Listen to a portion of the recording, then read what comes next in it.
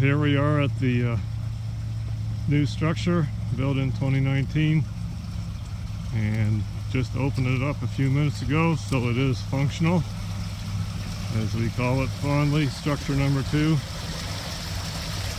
I've opened up, pulled a couple of stop logs. We still have the carp screen in. The gate's only open about 6 or 8 inches, but we are flowing water because it's too deep in the marsh and the blind bottoms are underwater, but we'll only need to run it for another day or so. Here we move up to the crossing, and the concrete is still under a tarp. Keep the heat in, help it dry. And there's our operator Scott, who did most of the work around here from a digging standpoint.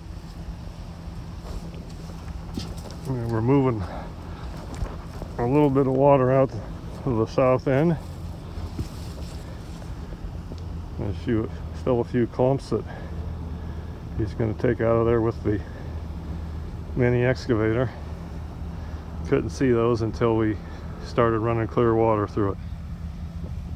And then there's another board and piece of ply, or just a board that has to come out, but he'll have those all cleared out, and the elevation will be lower than the marsh, which is about where we want it.